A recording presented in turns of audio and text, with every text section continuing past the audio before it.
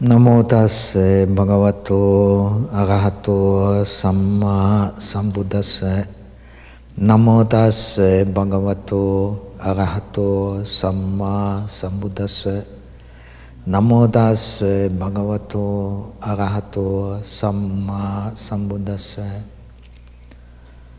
Iti piso bhagava arahang samma sambuddho Vinja charana sampanno sugato lokavidu anutaro purisa dhamma sarati satta deva manusanang buddho bhagava ti swakato bhagavata dhammo sanditiko akaliko ehipasiko opanayiko Pacchatang veditambo vinyuhi supatipanno bhagavato savakasangho ujupatipanno bhagavato savakasangho nyayapatipanno bhagavato savakasangho samicipatipanno bhagavato savakasangho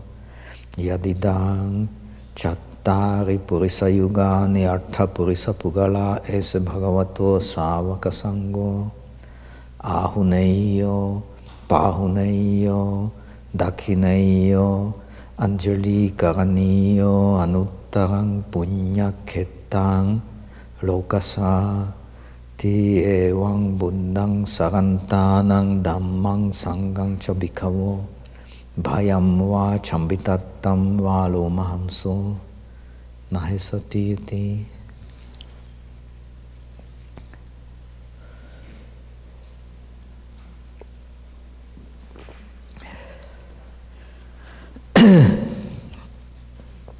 So, these few days we have been explaining the first stage in mastery of the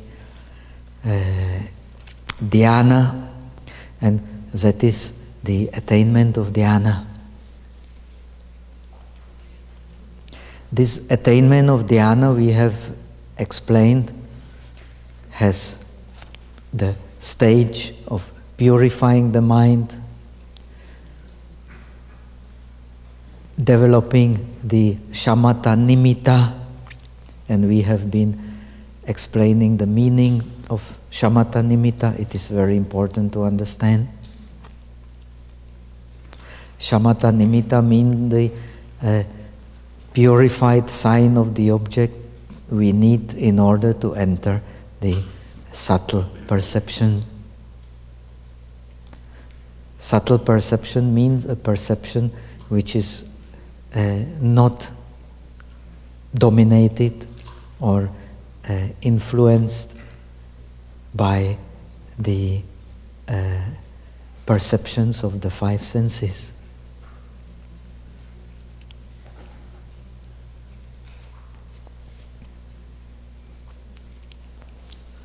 And finally, the actual attainment of the dhyana.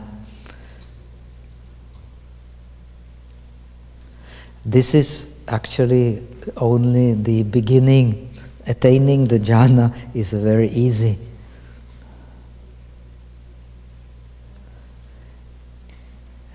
The mastering of the dhyana is a very, very long process.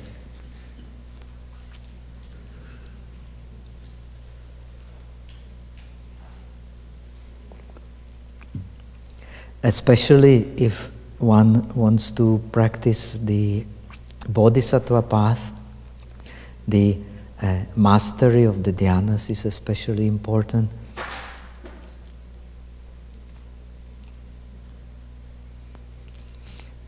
Actually, it only happens in the third stage, third bhumi of the bodhisattva.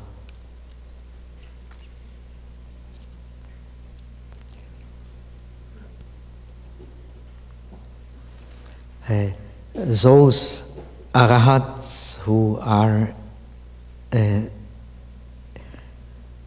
accomplished in the science of Sanya Vedaita Nirodha Samapati, of the attainment free from perceptions and feelings.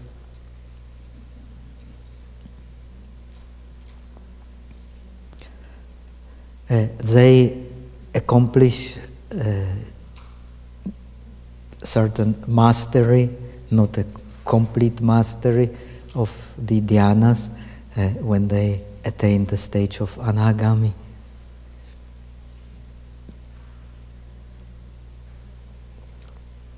The third stage on the way to the enlightenment of the Shravakas, of the disciples. Now we have been explaining the process of purifying the mind and attaining the shamatha nimitta, the sign of the object which allows the transcendence of the perception dominated by the senses and enables entrance into a subtle kind of perception.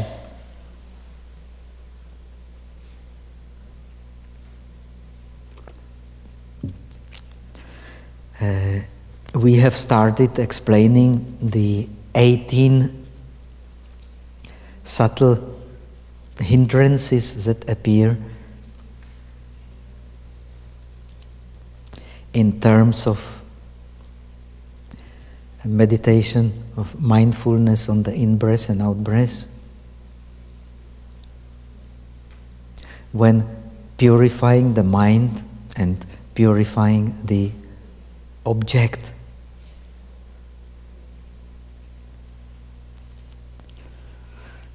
we have explained the first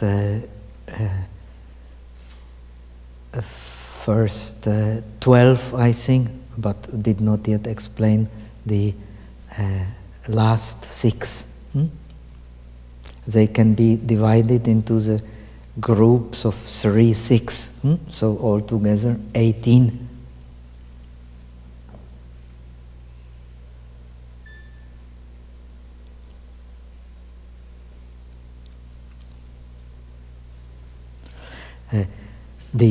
Actually, the meaning of these 18 is the same. It is very important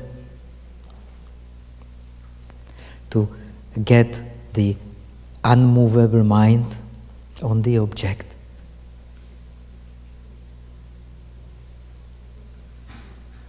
And understanding these 18 is helpful for understanding this process.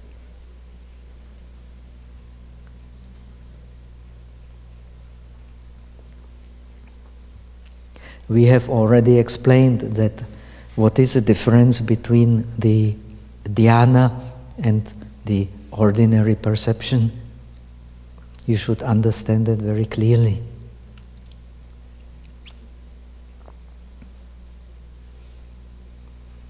In ordinary perception, the objects of the mind are always changing.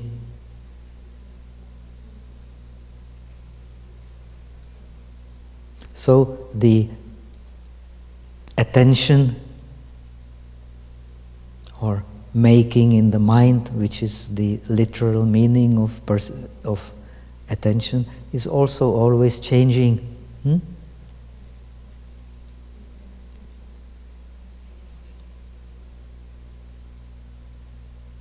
When you have attained the state of dhyana, the object of the mind and the mind remain the same.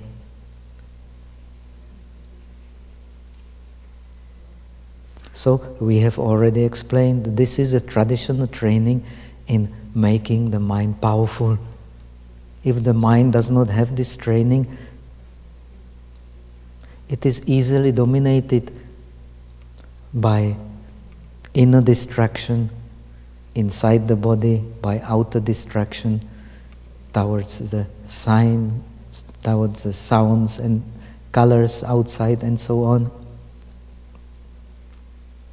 then the attention is distracted, it runs from one object into another.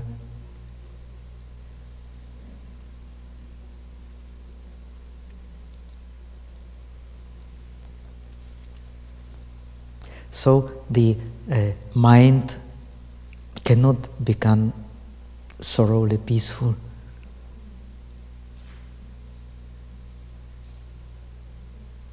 Only a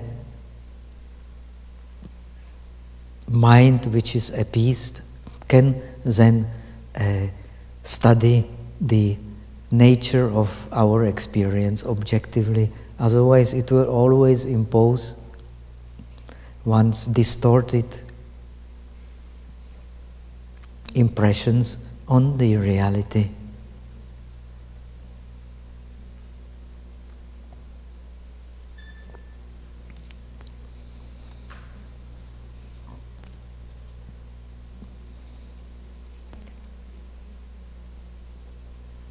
Understanding reality as it is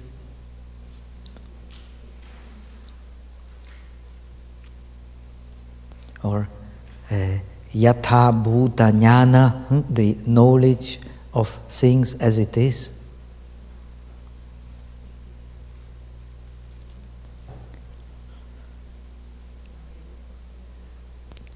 applies to both. It is the knowledge as it is of our worldly experience, and in the scriptures, in the agamas, yatha bhuta jnana is also used as a synonym for nirvana.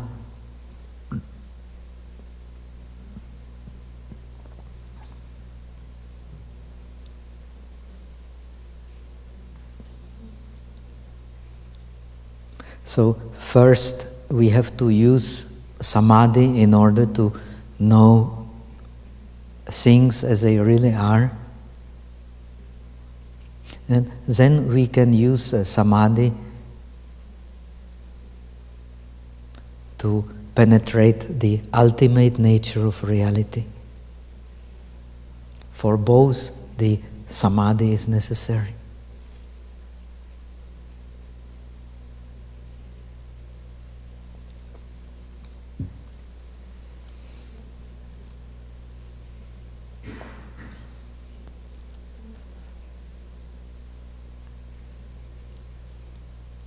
So, in order to get the taste of the state of things as they really are,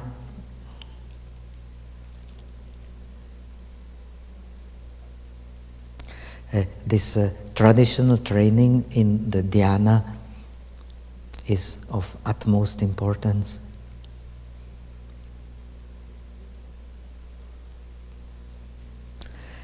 It leads to, on one hand, to the ditte dhamme sukha vihara, to the dwelling in happiness here and now.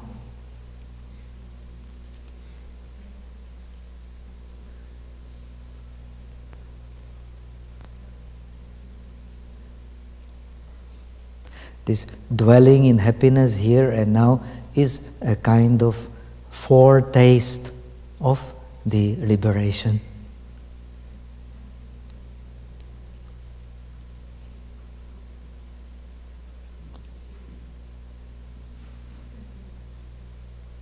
That is, we have explained the state of dhyana, especially the fourth dhyana, is called the pi fen nye pan, that which resembles nirvana, but it is not nirvana.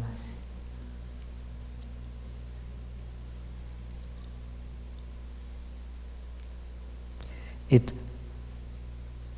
resembles nirvana in the state of dwelling in perfect state of happiness here and now.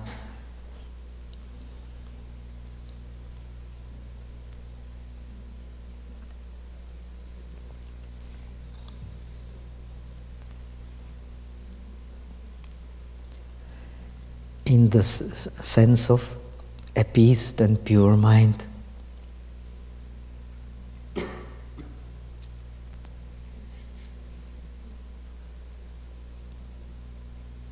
The dhyana, we have explained, is also the condition for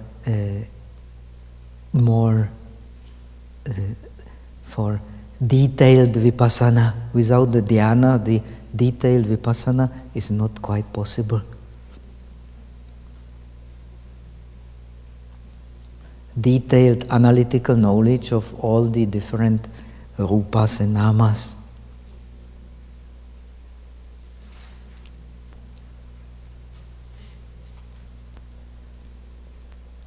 Why is it so? Unless one has dhyana, the mind cannot study in detail the immediately preceding mind.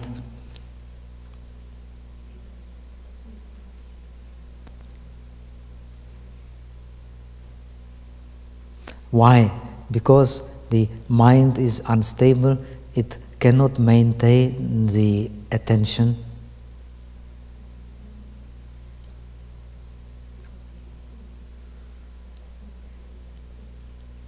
The state of dhyana is a state where the mind continues on the same object.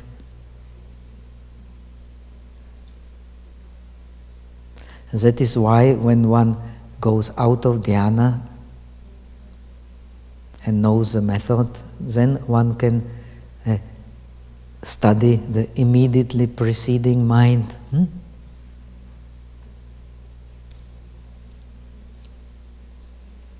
The object of that immediately preceding mind is precisely the object of the dhyana, no other object.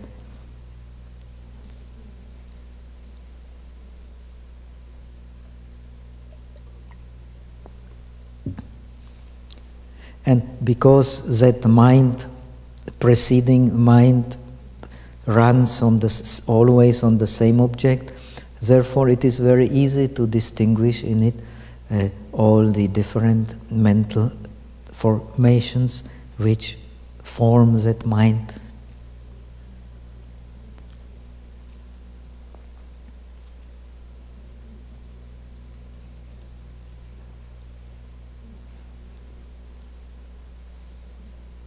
This is a base then for distinguishing these different mental processes and the processes of the five senses.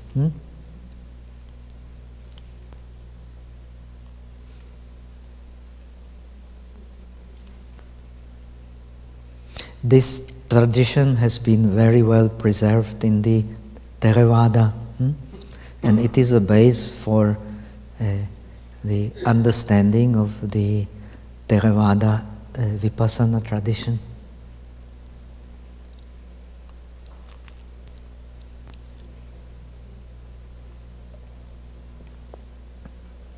So one can study Vipassana either in groups, in terms of 5 aggregates, or one can study in detail in terms of all the different mental factors.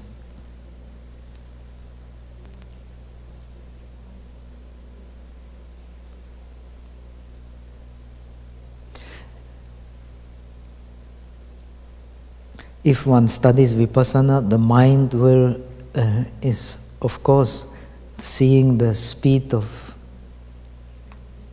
impermanence. No one, even an enlightened person, cannot observe the speed of impermanence for a long time. He will have to rest. If he has no dhyana, then he will find it very difficult to rest. So his Vipassana progress will always be hindered.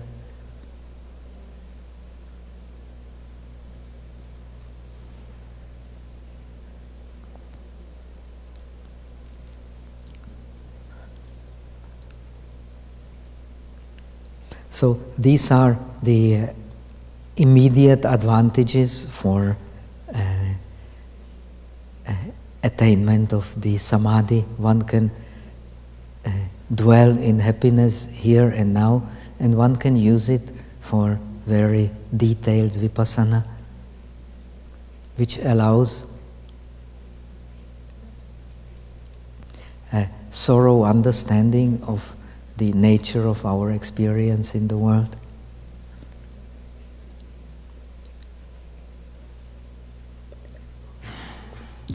So now let us come back to the 18 subtle imperfections which prevent the purification of the mind and the creation of the stable shamatha nimitta.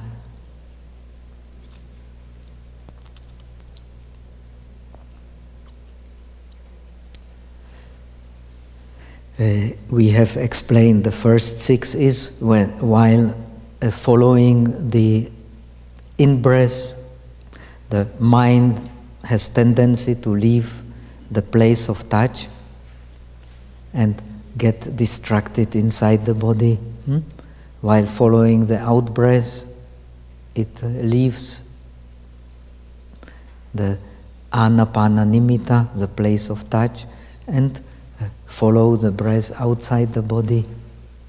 So the attention becomes unstable, distracted.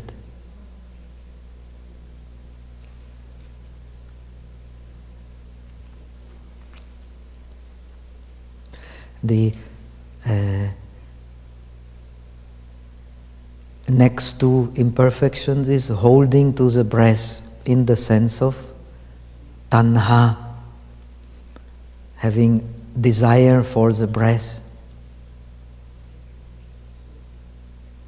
Nikanti. If one has desire for the in-breath and out-breath, then also the attention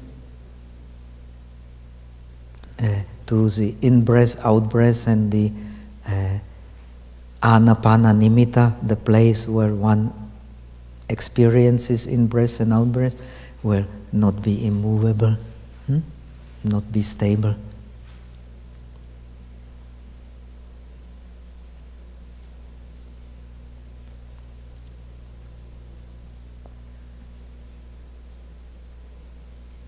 Then we have explained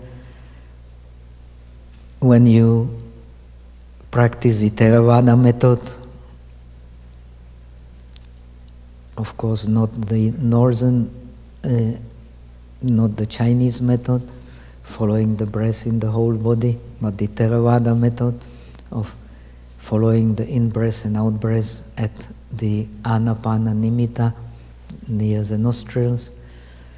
Then you should equalize your attention to the in-breath and out-breath.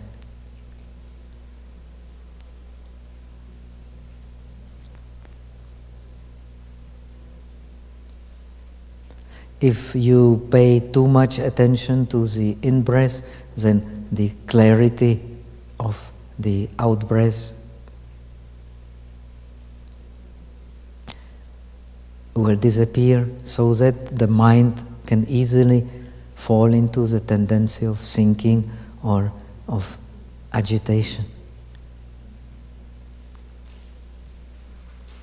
If you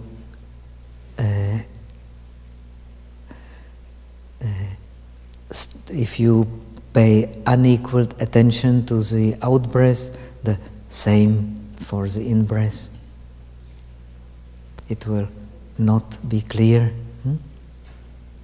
So one should try to equalize one's effort in paying attention to the in-breath and out-breath.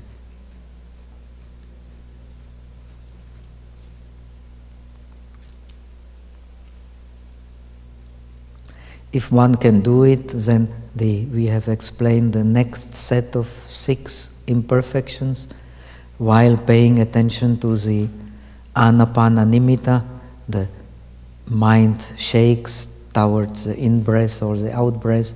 While paying attention to the in-breath, mind shakes towards the anapana nimitta or the out-breath. While paying attention to the out-breath, mind shakes towards the anapana nimitta in the in-breath.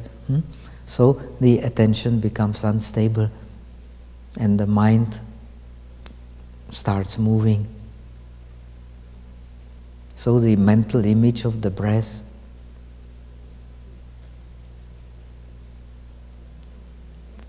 loses stability.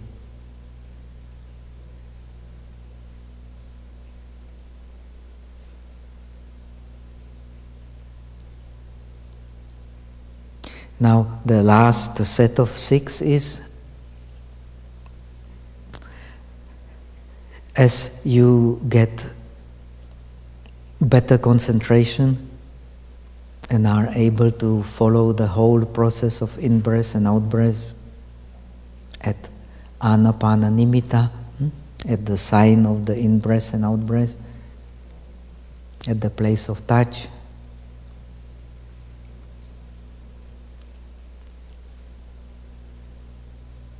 you should always stay with the present experience of the object.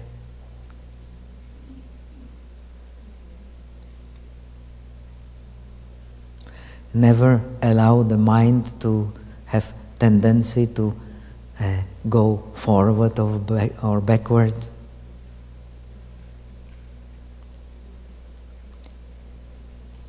Also not allow the thoughts about the past and the future to arise.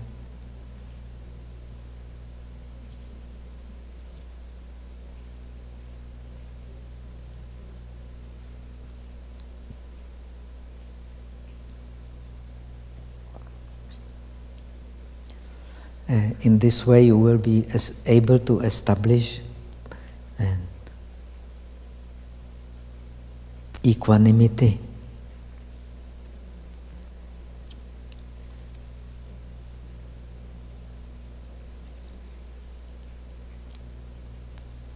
Another fact which is closely connected with the process of purifying the mind that we have been explaining in terms of 9 dwellings in shamatha.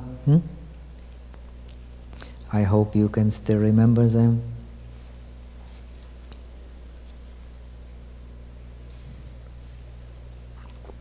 Is that while following the in-breath and out-breath at the anapana nimitta, the mind has its effort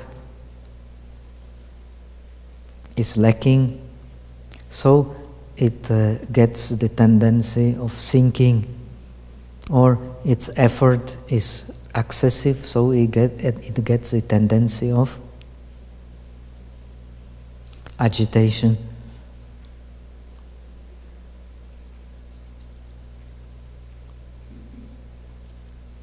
It is the mindfulness which balances the faculties. So mindfulness is explained in the Buddhist tradition as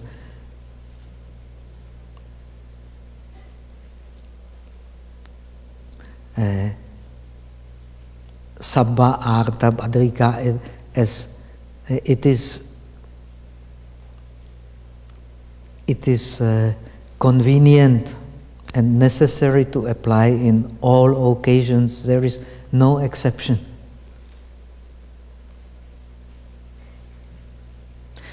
There is never a situation where mindfulness is too much. All the other mental faculties, they can be either in excess or in deficiency, but in case of mindfulness, it can never be in excess. It can only be in deficiency.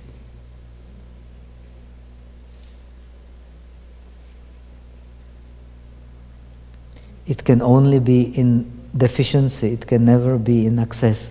The opposite, did I say? Mindfulness can never be in excess.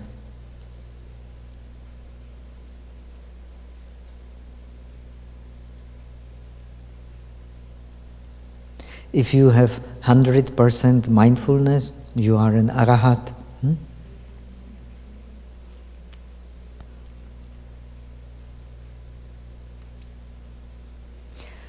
If you have at least 70% of mindfulness, you are an experienced meditator.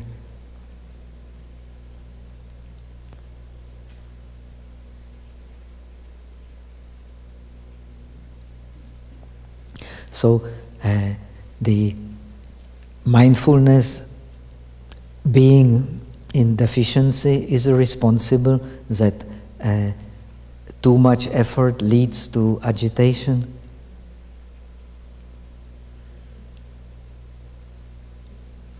If it is not balanced by samadhi, too much samadhi leads to sinking of the mind if it is not balanced by effort.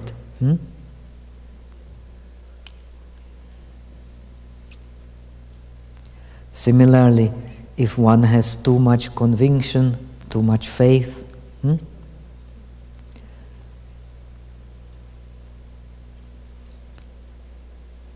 not balanced by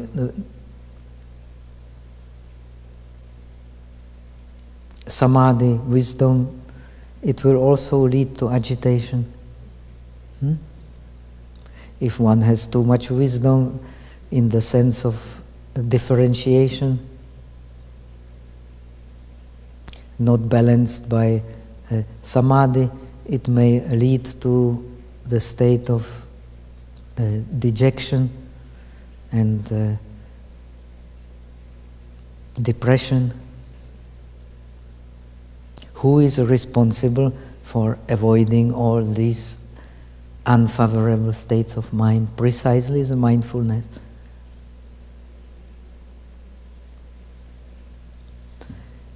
It balances the faculties so that there won't arise the tendency of sinking mind and agitated mind.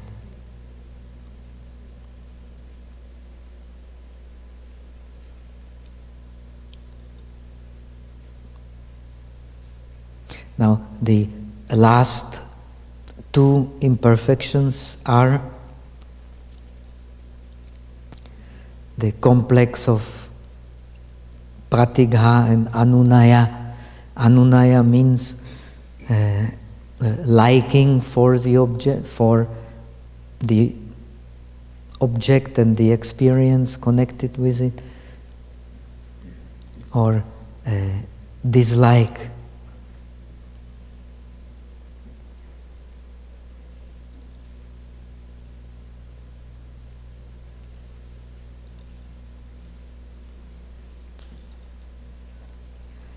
If the following of the in-breath and out-breath is connected with enjoyment, it will lead to a distracted mind,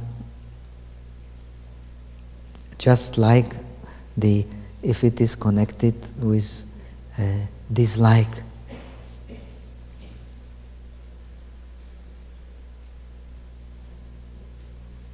We have already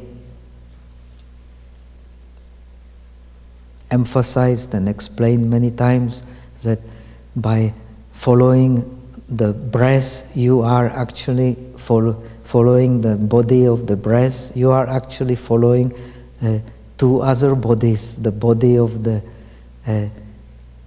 on which the breath is based.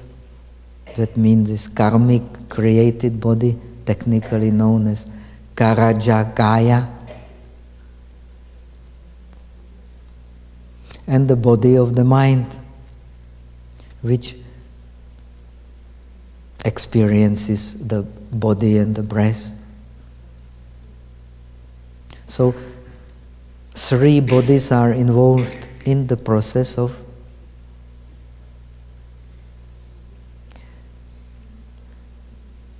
practicing mindfulness of the breath. The body of the breath,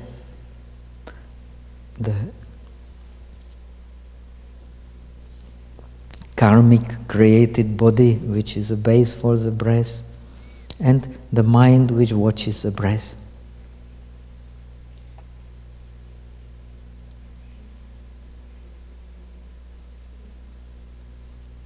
The meditator, in applying mindfulness to the breath, learns also to apply mindfulness to the body, which is the base for experience of the breath, and the mind, which is also base for experience of the breath. Without the body and mind, no breath.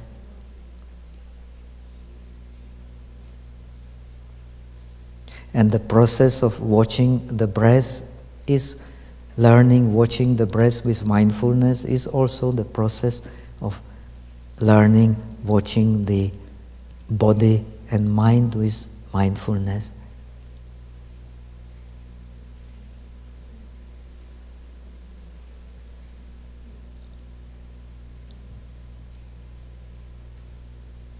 That means apply equanimity to the experience of the body and the mind.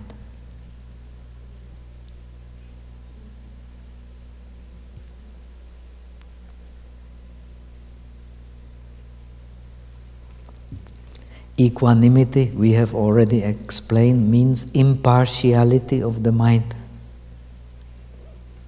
Not holding to the pleasant and not rejecting the unpleasant.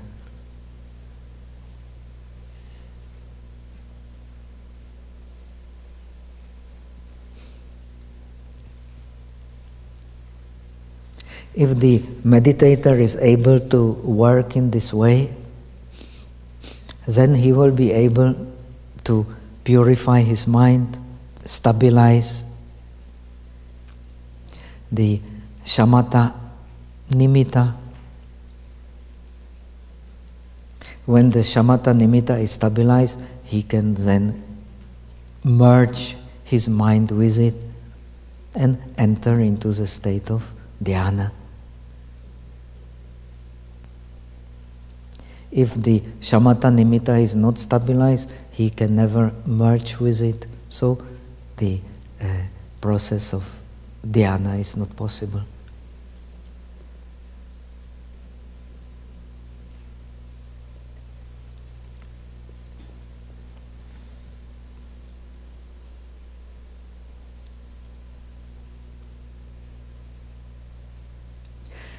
It is very important that the mind can only stabilize with a subtle object. It cannot stabilize with a gross object.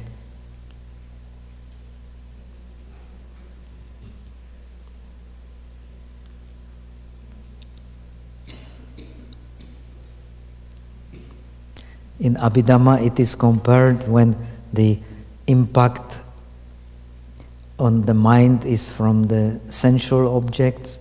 It is like two rams hitting their horns one against the other. If the object is a mental object,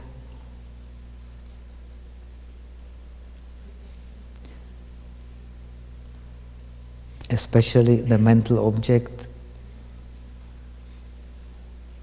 which has been purified by concentration and wisdom,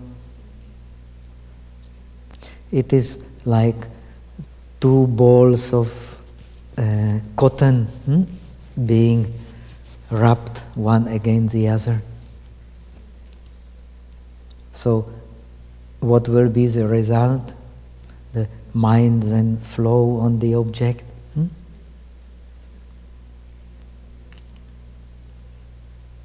Only when the mind is flowing on the object, it can unite with the object and merge with it.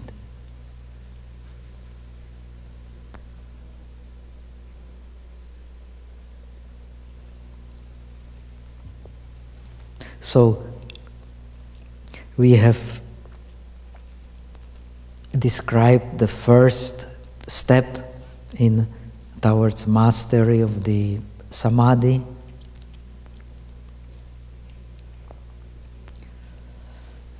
which is very important to understand. And now, because some of the participants are doing well and getting into the stage of going through the different stages of dhyana, so we will explain a little bit this process as well.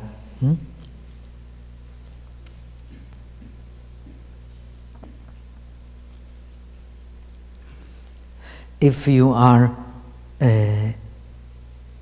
using anapanasati as a means for entering the dhyana,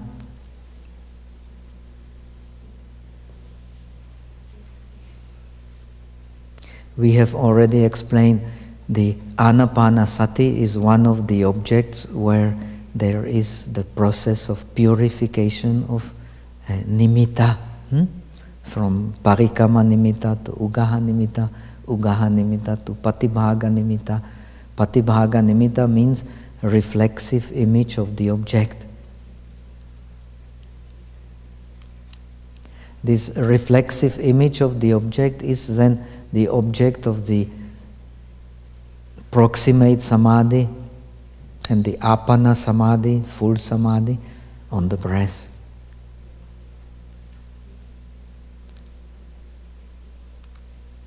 So according to the teachings of the Shastras, that object must be there.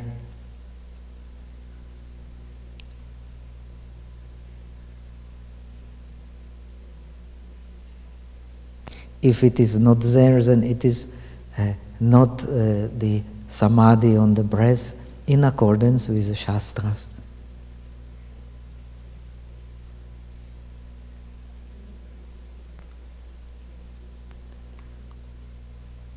So it means is a reflexive image, this stabilized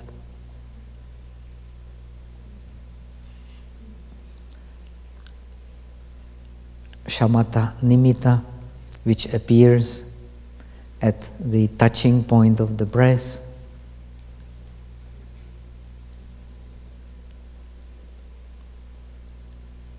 Is the object of the samadhi. In order to go to full samadhi, one has to pass through the upachara samadhi.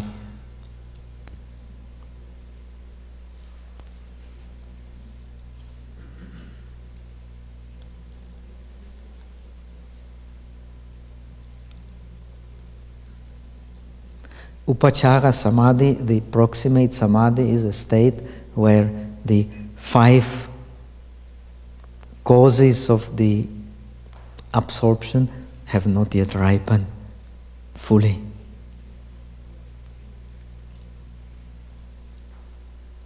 That means that the mind can still change the object.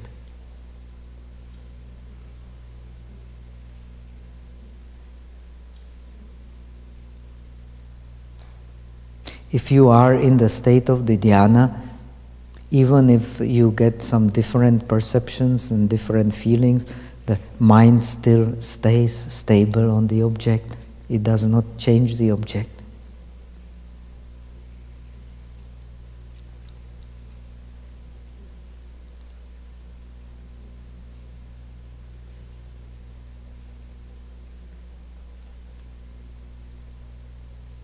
So at the stage of upachara samadhi, proximate samadhi, because the mind has been stabilized already, when it loses its object, then the meditator can experience, and some of you have reported that experience, the meditator can experience kind of a blank with state without object, which can be very pleasant.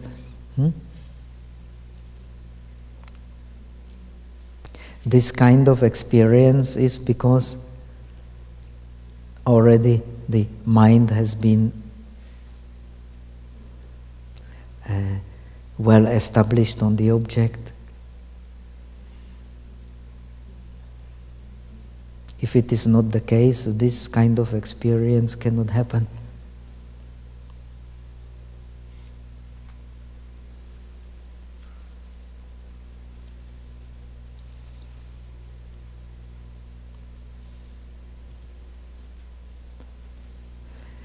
If the mind can fully emerge in the object, then one attains the apana samadhi. Apana literally means the same meaning like vitaka, fixation. Anju.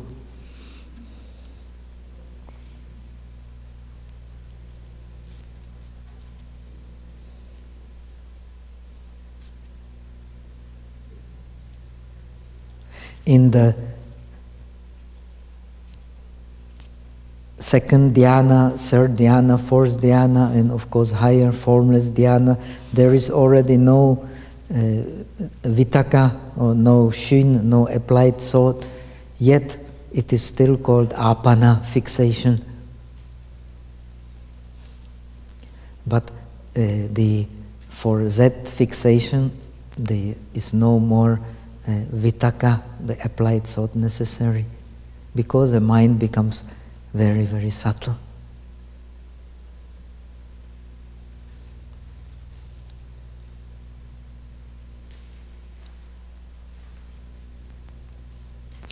The difference between the Buddhist practice of the dhyana on a worldly objects like a breath is that if we are practicing in a Buddhist way, it is necessary to understand the conditioning of this state. We have already explained that the Buddha himself, he was a great master of these dhyanas, which were considered in his time to be also the awakening. But he knew that since when one goes out of these states, this cannot be the state. One can still experience defilement, so it cannot be a state of liberation. So it is very necessary to investigate the jhanas as being conditioned. And conditioned by what? The first dhyana is conditioned by the 5 factors of dhyana called dhyana anga. Anga means literally limb. Zhi. Changzhi. The limb means cause, nothing else.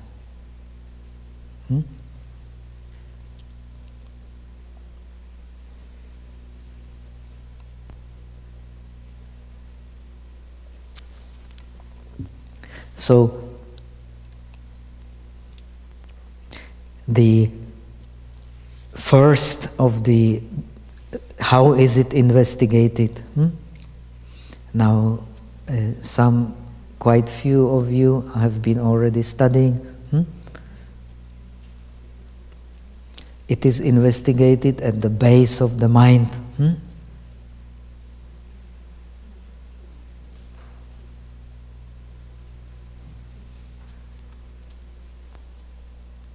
The same image that you see if you are practicing the Theravada method of Anapana, the same image that you see under your nose, you will see at the base of consciousness. That means you have attained the apana, fixation. If you have not attained the apana, when you turn your sight from the under the nose to the base of consciousness, you will lose the reflexive image that you have been observing. If you don't lose it, it means you have attained the fixation.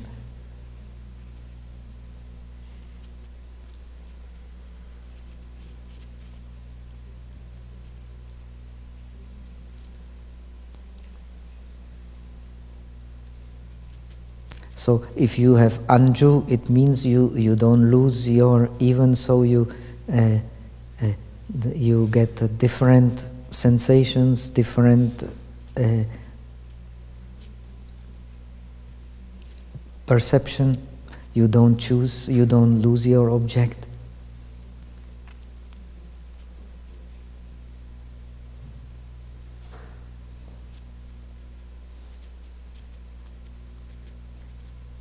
So when you can turn your mind from the under the nose into the base of consciousness and not lose your object, you will be able to discover the source of your nimitta at the base of consciousness, and the mind which is being carried to that nimitta, to that reflexive image.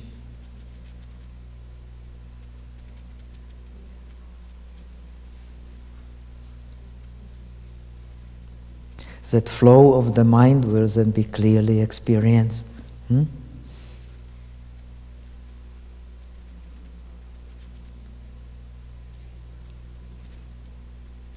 Of course, the mind cannot see itself. That which it sees is the immediately preceding mind.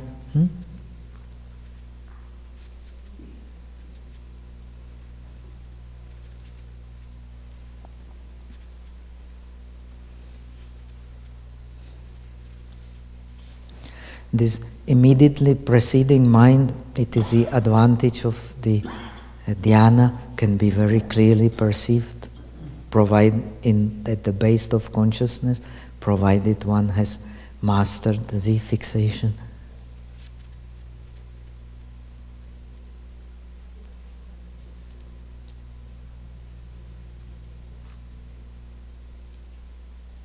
Then the first force, these 5 jhana angas, or causes of dhyana, they are the forces which are responsible, which are the content of the mind. The mind itself is just a reflection. It is the mental factors which make the content of the mind and which bring it to the object.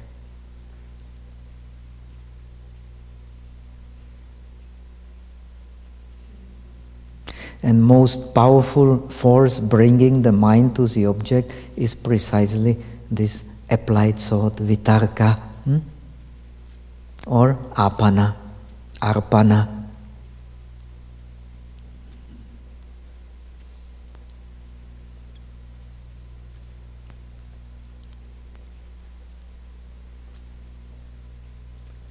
According to the teaching of Northern Buddhism, you will find it explained in Zhi Fasha, Chan Polomi, and so on.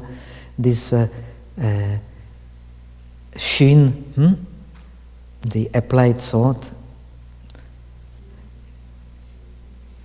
is also a physical sensation.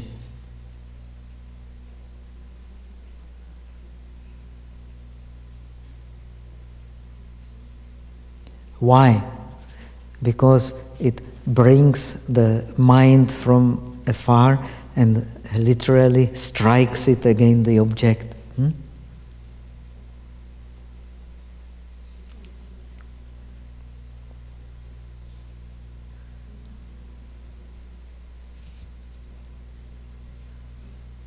In my little experience of teaching the meditation, I have experienced some very advanced Vipassana meditators who have been practicing Vipassana for many, many years. When they learn Shamatha, usually when people at first experience a state of dhyana, they believe they are already in heaven. It is such a overwhelming experience of bliss that it cannot be compared with anything else. Now, if the very experienced Vipassaka at first experiences the first jhana, he immediately is aware of the suffering of vitakka, of applied thought, precisely because of his sensitivity developed in Vipassana. It is a force which literally hits at the object, repeatedly hits at the object.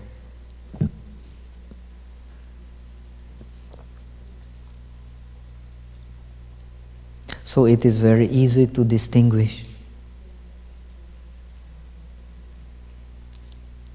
And it is the force which is also responsible for fixation.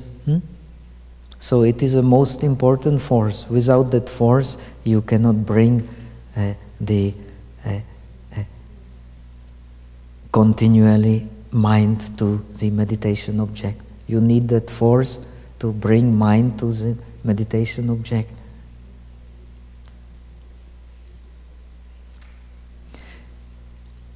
You cannot practice Vipassana without that force. The Vipassana Samadhi is fully based on this Vitakka and Vichara, applied and sustained thought. It cannot exist without it. But the Samatha Samadhi can exist without it. In fact, having investigated the base of consciousness and seen the flow of the mind, one will very clearly distinguish the Vitakka, applied thought, as the force striking against the object, and the Vichara, the force, so to say, anchoring the mind at the vicinity of the object so that it stays with it. It is a more subtle force.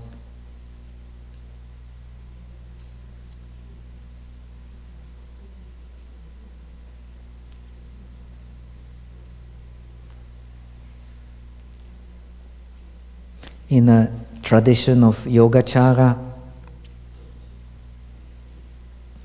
the different stages of Vipassana Samadhi are explained precisely.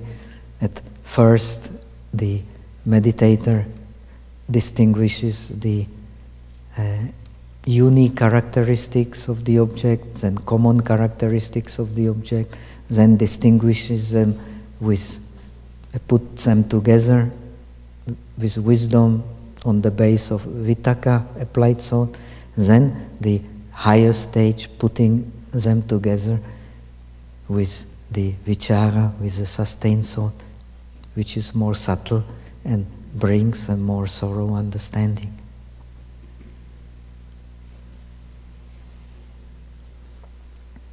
So the applied thought is very rough, and the sustained thought is more subtle.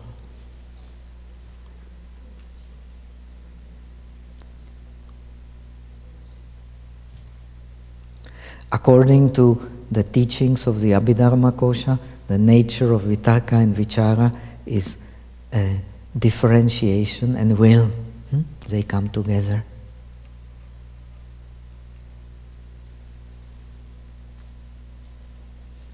So they apply mind to the object, sustain mind at the object, and differentiate it.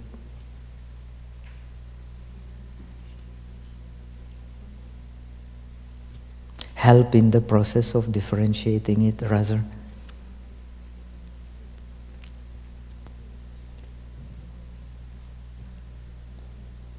So we have already mentioned in the teaching of the Abhidhamma, the applied thought and the will, they are like the two oars of the boat of the mind, which bring the mind to the meditation object.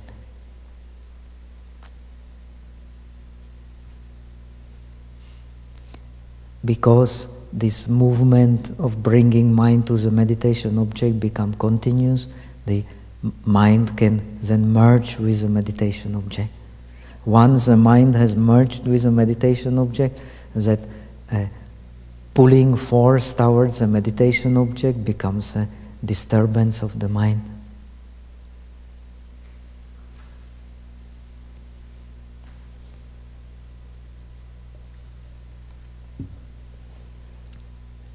So the mind can drop it.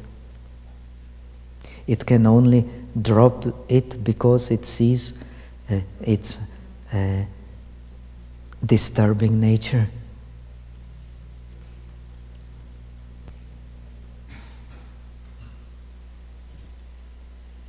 The joy or Hsi is the force of the mind, letting the mind rejoice at the object.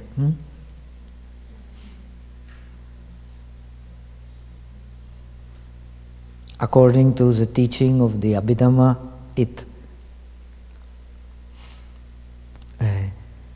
only rejoices at the object but does not experience the object directly.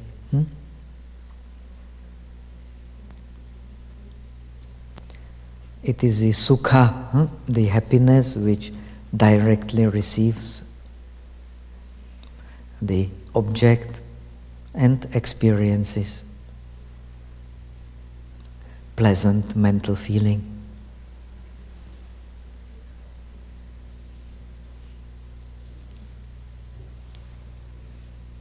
And the one-pointedness of the mind is that which does not allow the mental factors to be distracted on the reflexive image of the object. So this force of called one-pointedness of the mind, or samadhi, the Abhidharma Kosha defines samadhi as the one-pointedness of the wholesome mind. This one-pointedness of the wholesome mind is the base of all samadhis.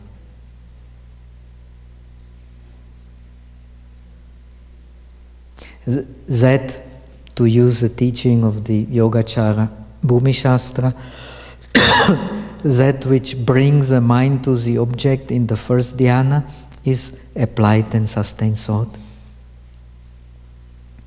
And that which makes it a pleasant experience is the joy and happiness, Hsi Lai.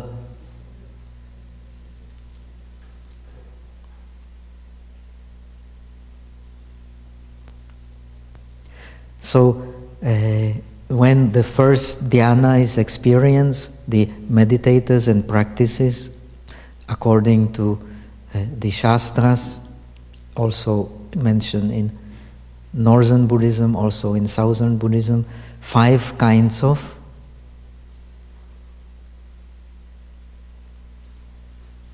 masteries. Vaisharadhya, which are the 5 kinds of masteries. The 5 kinds of masteries are when he needs dhyana, the shamatha nimitta immediately arises. He does not need to search for it. Why?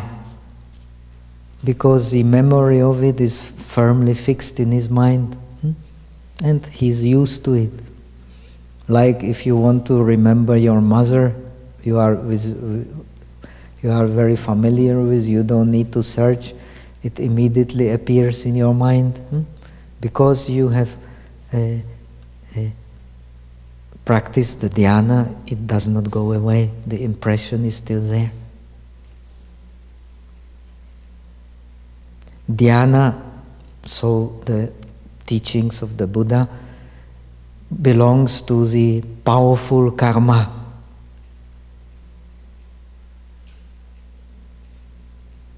when we die, what will, according to Buddha's teachings, what will determine our future birth is normally the habits, unless we have some powerful karma. And like 5 karmas leading intermediately to the hell, like killing one's father, mother, arahat, and so on. So the dhyana is also of the same category, very powerful karma. So when you die, if you have the dhyana, it will easily appear.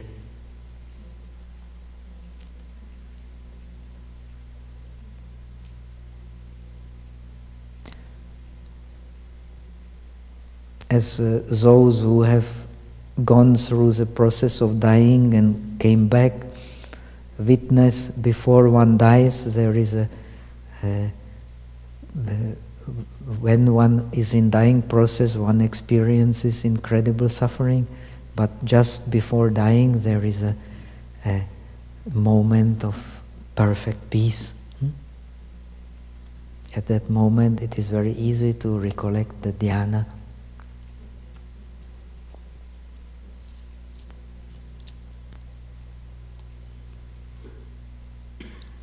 So,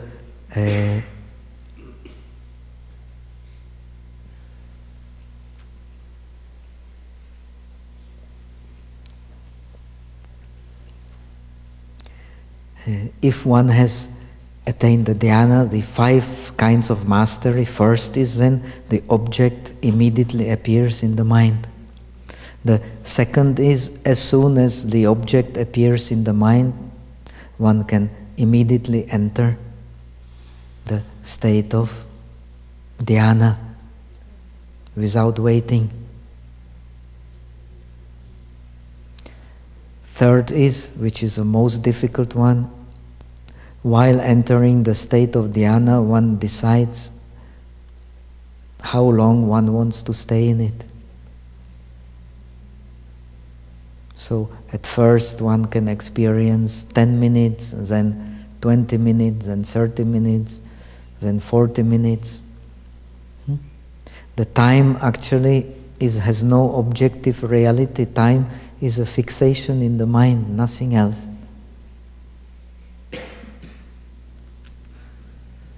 If you have a powerful mind, you decide you want to wake up at 3 o'clock in the morning, you will wake up 3 o'clock in the morning. If you decide you want to get out of, if you have a powerful dhyana, you decide you want to get out of dhyana after 2 hours, you will get out after 2 hours.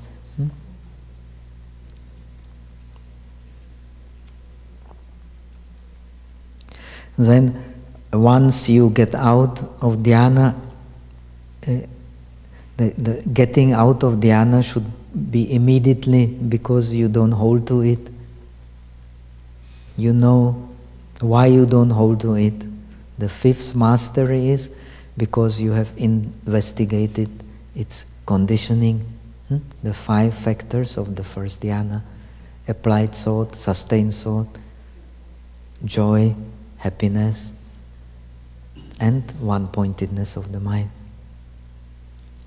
So you experience the dhyana in a completely, learn to experience the dhyana in the completely detached way. We have said that the second stage of mastering the dhyana is to detach from this pure mind, concentrated mind of the appeased mind of the dhyana, practicing upekkha. So, having mastered this, one should take time. There is a simile of the pabatiya gava, of the cow, stupid cow on the slope of the mountain. stupid cow on the slope of the mountain sees the upper reach of the mountain. There is grass is very green, so wants to climb up, but did not stabilize her legs, so it will turn over and fall. So when the meditator has only mastered these 5 kinds of masteries, he should go into the higher dhyana by seeing the non-peaceful nature of applied and sustained thought. When he has gone out of dhyana, investigating his mind at the base of consciousness, he distinguishes very clearly this applied thought and sustained thought as being nuisance, and he contemplates on them as being prison, as being cancer, as being a disease for the appeasement of the mind, gets disgusted with them, then enters the dhyana again, and he will find this time the dhyana is more peaceful than before. So he will know he has entered the second dhyana. So that much for today.